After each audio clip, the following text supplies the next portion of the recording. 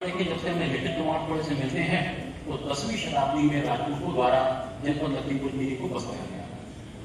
14वीं शताब्दी के आसपास तक नेपाल से हो रहे आक्रमणों की सुरक्षा करने के लिए जनपद खीरी में बहुत सारे किलों का निर्माण हुआ और उसके बाद 1801 में लगभग अगर आप देखेंगे तो जनपद लखीमपुर खीरी को रुहेलखंड में शामिल कर दिया गया अंग्रेजों के द्वारा। उसके पश्चात 1814 से लेकर 1816 तक आंग्ल नेपाली युद्ध हुआ, जिस युद्ध में परिणाम स्वरूप जो जनपद लखीमपुर खीरी था इसको रुहेलखंड से निकाल करके अवध में विलय कर दिया। 1857 के स्वतंत्रता संग्राम के समय जनपद लखीमपुर की तस्वीर पुनः बनी। उस समय लखीमपुर अवध प्रांत का हिस्सा हुआ करता था और इसके पश्चिमी भाग को मोहम्मदी और पूर्वी भाग को मल्लनपुर के नाम से जाना जाता था। 1857 के बाद परिस्थितियां कुछ ऐसी बनी कि अंग्रेजों ने फिर मोहम्मदी के स्थान पर जनपद लखीमपुर का मुख्यालय लखीमपुर खीरी बना। इसमें खीरी नाम जुड़ने का एक कारण और भी है, यहाँ पे खैर के वस्तु प्रधानता थी और दूसरा जनपद लखीमपुर खीरी से लगभग अगर आप देखेंगे तो 2 से 3 किलोमीटर की दूरी पे खीरी नामक एक कस्बा,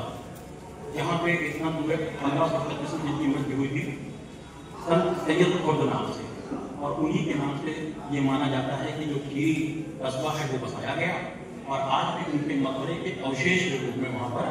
आपको दिखाई देंगे, थोड़े अवशेष वहां मिलते हैं।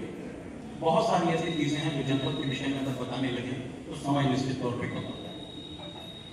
अगर हम स्वतंत्रता सेनानियों की बात कर लें तो निश्चित तौर पर जनपद लखीमपुर की खीरी जनपद लखीमपुर खीरी की वो धरती रही है जिसने इतने बलिदानियों को पैदा किया। निसंदेह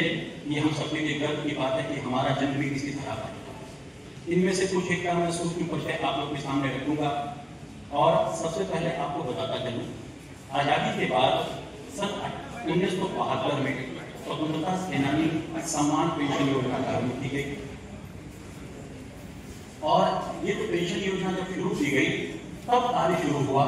जनपद लखीमपुर खीरी के जो स्वतंत्रता सेनानी थे उनकी पहचान दिलाने का। और तब वो समय था जब वो समय आया कि किस तरह से इसका लाभ लिया जाए और जो हमारे स्वतंत्रता संग्राम सेनानी रहे हैं उनके इतिहास को उजागर किया जाए। और स्वतंत्रता संग्राम सेनानी उन्हीं को माना गया जिन्होंने